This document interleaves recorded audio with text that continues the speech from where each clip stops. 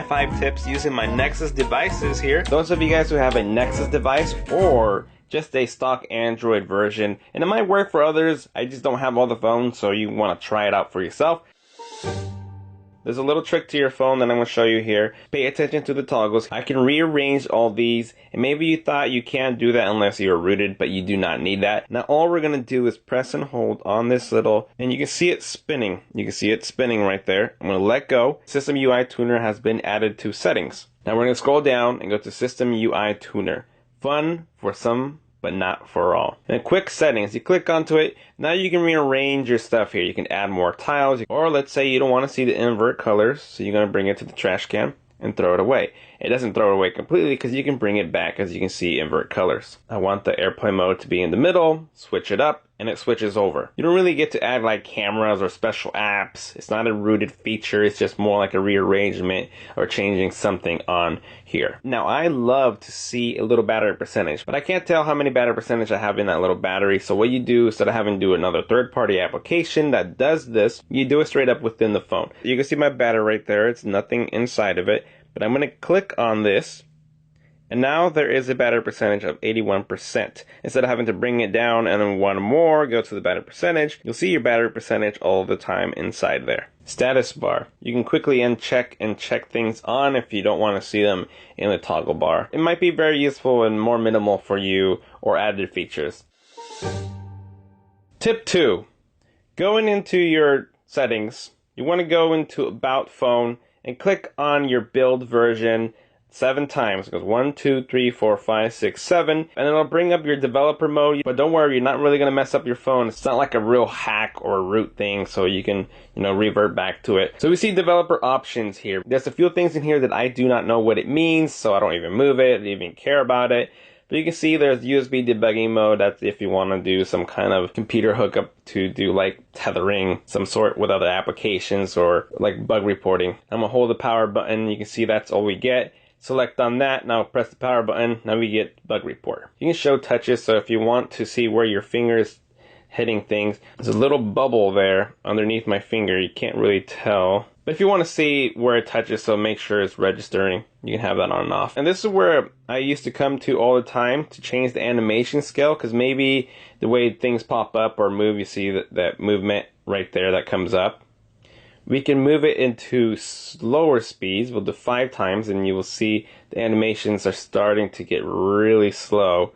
So now push that and you see that?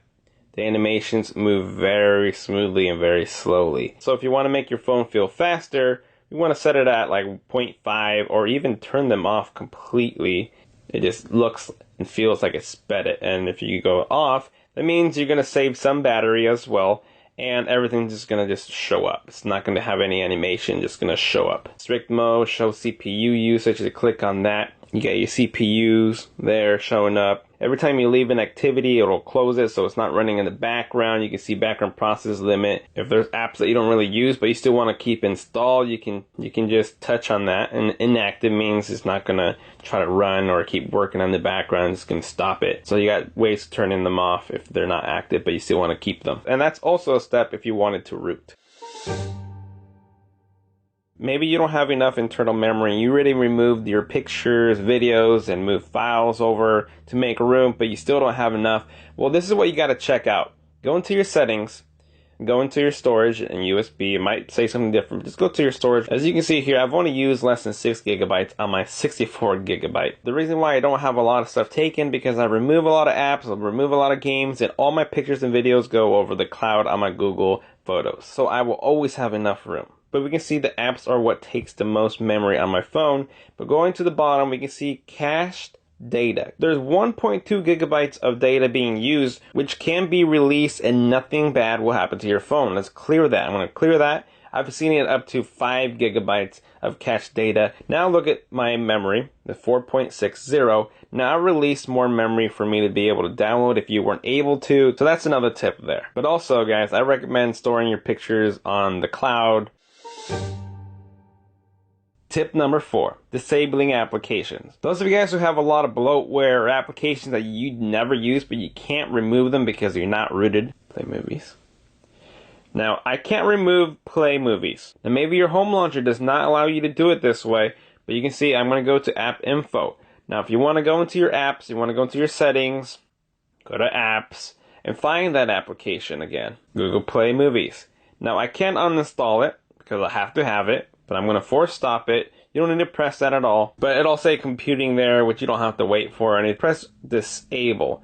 Now it says if you disable this app, other apps may no longer function as intended. Your data will also be deleted, which I'm totally fine because I don't ever use it. So I'm going to disable the app. Now it doesn't uninstall it from your phone. It just goes back to a factory version of uninstalling. It is disabled now. Let's go back into the drawer and you will see that it's no longer there. So I won't be annoyed with applications that are in my drawer, or it just won't be popping up or stuff being updated for it because I don't have it ready for it to try to work. So that's a disabled option. If you needed to bring it back, go back into your applications. If you don't have the option to choose from disabled, enabled, or applications, it's always going to be at the very bottom. And click on that, you see disabled.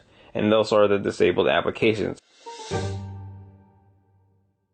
And lastly, for tip number 5, we want to go into NFC. My NFC is always checked on. It does not drain any battery, anything extra. There's no problem having it on. So what about NFC? Not only can you make mobile payments, paying in stores with your Android Pay, Samsung Pay, they use the same NFC, which is near field communication. But this is where it comes really handy. Let's say you wanted to do a application without the need of inputting any information. I'm going to open up OfferUp. Now I'm using my Nexus 7 tablet here, but it can be any other Android phone with NFC. Now I'm just going to combine these together in the back, and my NFC chip should be right there. Now you can see it got smaller, and I'm going to touch this and it's going to beam it right over to the tablet here.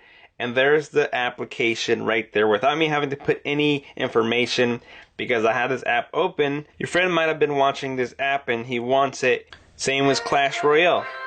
Put it over, cast it over, and there we have it, Clash Royale. NFC is great for a lot of reasons. You can even buy little tags to make profiles and a lot of things about NFC.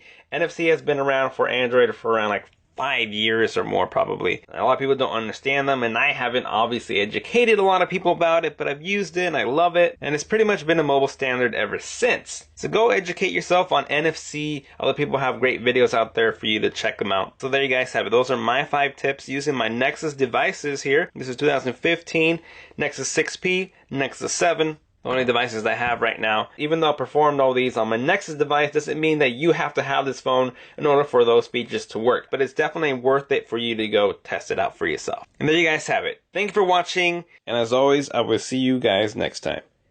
Later.